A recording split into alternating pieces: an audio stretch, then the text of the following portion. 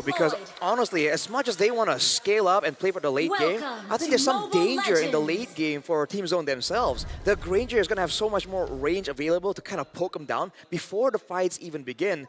And we know that with the Hylians and Gato coming back here, it's going to be a bit of an all-in type of fight for the most part. I am curious about the laning phase, right? Because I think that XC, he's going to be a huge predeterminer of how this first turtle is going to play out. Same goes for Bankai, but the onus is a little bit more on XC only because he's running the Petrify, right? At any time, if he makes a mistake in lane, Bankai could completely throw the next 8 minutes. Right now for Team Zone, they just want to make sure that Zexora gets as much as possible. It looks like he's not able to get the Little Wanderer, but again, they just got to delay a little bit. If they can go for a fight, if Bankai gets a good catch, then hey, go for it. You got Kenny. Kenny does have that damage once he hits level 4. If teams don't want to go for fights, though, they better make sure that the fights end quick, because in the early game, a Kimi and a Hylos, that's a lot of like built-in DPS. Yep, but we're seeing it right now as Kenny is getting absolutely blasted, forcing Bright to use his Revitalize. Now, Identity did take a little bit of damage and probably will lose a minion coming back into the wave, but that's more than enough to kind of set the tone. Seeing the emblems here, a bunch of Festival of Bloods. Again, sustain, a very underrated resource in the current meta. For the most part, though, again, the poke damage coming from the Granger is something that Team Zone definitely have to kind of be a bit more concerned about. For now, though, with the revitalized advantage that Boostgate has, I believe they're going to be planning on setting up for a big play. Here's the big play. The Phantom Execution finds first blood. Kazue, great gank on the mid lane. Trying to get a freeze down there, but unfortunately, Bright was not able to break it in time. RX able to get the bullcrap on his own, and that's the very first stone being thrown into the river. Yeah, honestly, good engage coming in from Boostgate, both Walker as well as Identity. Make sure that Kenny could not get away, but now Walker gets attacked. Might be in some trouble here, Rector. Hey, he's still outsustaining all the damage, allowing XE to start chasing Zexora, petrifies him, locks him up, and that's going to be another kill going over to Boostgate. The turtle is down as Bankai is looking for a return trade with the bravest fighter as Bankai jumps forward, luckily able to take out Wacker before he goes down. XE still in trouble, but Kani got to be careful. K finds one with the help of the flank, and there we have it. They even up the score 4-2-3. Dude, it didn't seem like Team Zone were going to be able to match up to the early game damage. The Yuzong, the Kimi.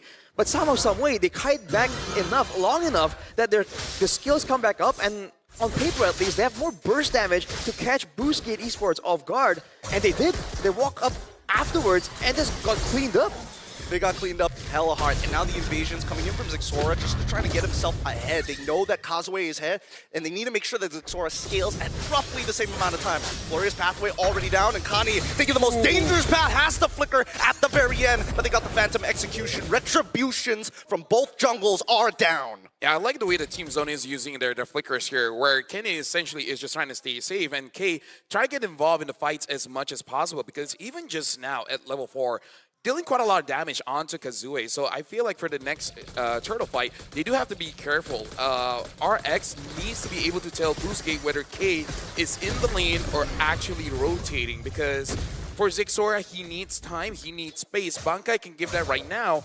And at this point, looking at the damage that K is able to do when no one really has any kind of items, especially the Chastised Pauldron, he's still kind of a threat. Not enough to kill, but definitely enough to make you worry a bit. Check out this gamble here. No boots from either side. Even XE figured it out, but now Bright in trouble with the Feather Air Train to support him, unable to get out.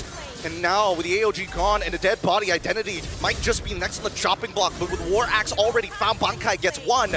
XE, he's looking for a little bit more. Gets hit by the turtle boat, and now Wacker is the next to fall with Kenny and Zexora at the back. They are just cutting them down. Boostgate Esports is overextending so much there. They had the value, they had Team Zone on the back foot, but then they overchase into the big AoE tools. Again, Team Zone are very skill reliant, but Boostgate Esports are chasing so far, it's allowing them to reset on the skills and then set up for a big AoE combo play. Yeah, and again, like, Team Zone, they're a team that learned from their mistakes. The first interaction XE had with Zexora, he was able to use the Furious Dive alongside the Petrify and lock him out.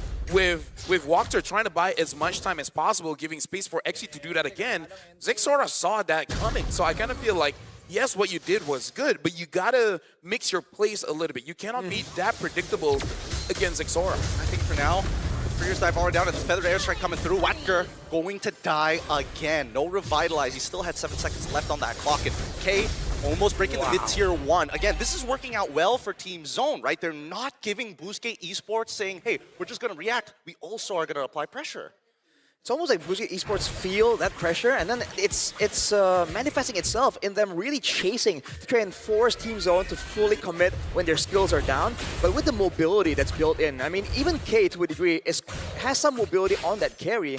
So Boostgate Esports are just getting kited a bit too much. They have to rely a bit more on the crowd control. Unless Wactor or Xe gets a decisive catch or engage, I don't really think they have what it takes to kind of move forward slowly but surely. Yeah, honestly, Boostgate, they can't be one-trick ponies going up against Team Zone here. They got to figure out a different way to engage into a fight. Force out Zexora to use the Traceless first and then get onto him. Oh, they waited for the right time. They managed to get the stun onto Kazue, forcing him to back out. However, it did come at the cost of the Dragon Boat. And now that they're looking across the map, right, the quick lane swap as well. Kazue, luckily, is maintaining his lead against Zexora, but that top side, K, they're not stopping. They're sacrificing targets just to get him ahead.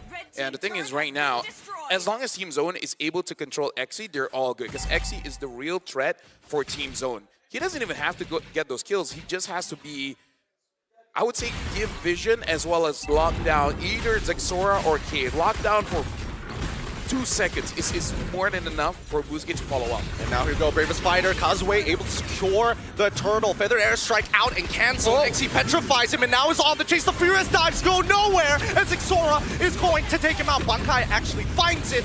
The help of the AOG cutting them off. Wactor cannot just run through that fire. Really good play coming in from Team Zone. Boostgate Esports just don't have enough damage. Xe there, he got the full-on rotation onto Kenny, and still, even without the Feather Airstrike zoning away Identity and RX, they just seem so behind that RX and Identity themselves don't really have a lot of damage, even when they're left to their own devices. So Lafel, what do you think? Because in that fight itself, usually what we're used to seeing is when you wombo combo, you kind of do it at the same time, but the layering of the Feather Airstrike, then the AOG to cut them off. What do you think about that? Well, we're going to be looking at an instant replay here to see the play that Boostgate attempted. But again, retaliate pretty well by Team Zone. They got the turtle, but looking at the movements here, it does look like they're not all on the same page. Xe understands his job as the EXP, trying to stop Kenny, but then the rest of the team, especially Identity, was far enough away, zoned out by Team Zone, making it so that Boostgate engages does not look clean at all. They don't have enough damage because this Granger, after the nerfs, oh, hold on. Oh, Feather Strike, gonna take out Xe. Glorious Pathway was already thrown out, but again, Wactor just could not close the distance to cancel it out. Not enough HP. Yeah, just to make it very simple, Boostgate needs to play around Xe. When Xe goes in, he, in a way, understands that he will die, but you guys got to retaliate. RX with 0 stacks on that Skypiercer really made it so that Boostgate does not have enough damage. They have to follow up somehow, some way, even if they can't really go in and get a kill or a big catch off it.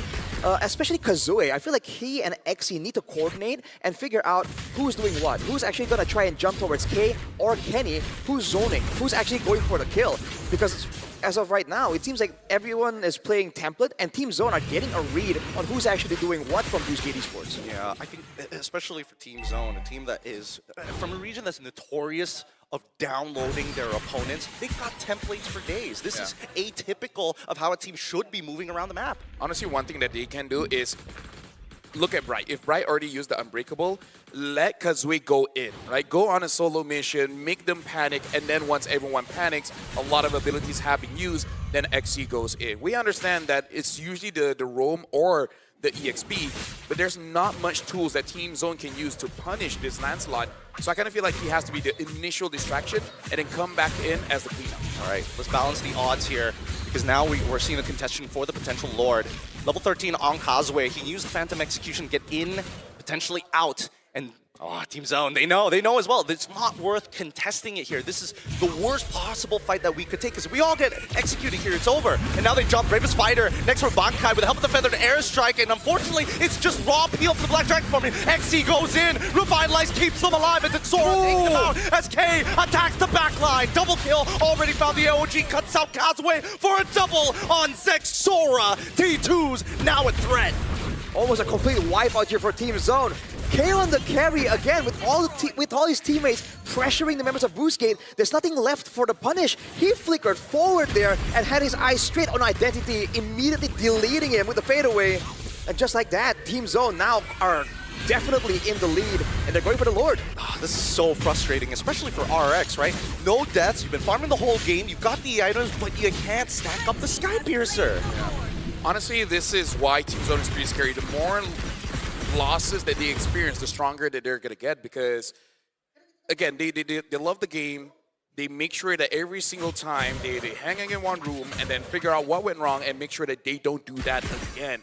In terms of what Boostgate is doing wrong, honestly, is just that this is a very difficult draft for them to pilot, especially because we only been spamming the Hayabusa. The good thing that Team Zone banning out that Hayabusa, because we is good on the land slot, but definitely it's like the entire team is not used to this kind of playstyle. Yeah, no, they need to kind of wait for Kazuya to get in position first. It's not as easy compared to Hayabusa, who can hop over walls.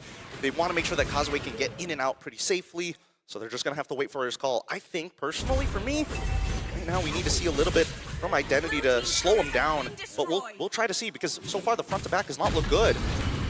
And there's so many limited control tools available for Boostgate. The Team Zone is completely abusing it. Oh, okay, all right. Just 3 ults already being utilized. 4 ults as well, trying to clear up these waves, make sure the inhibitors are going to stay alive as Xora finally hits his item power spike in the BOD. Yeah, honestly, I agree with you. Identity needs to be able to do something, but can he hold on? Oh!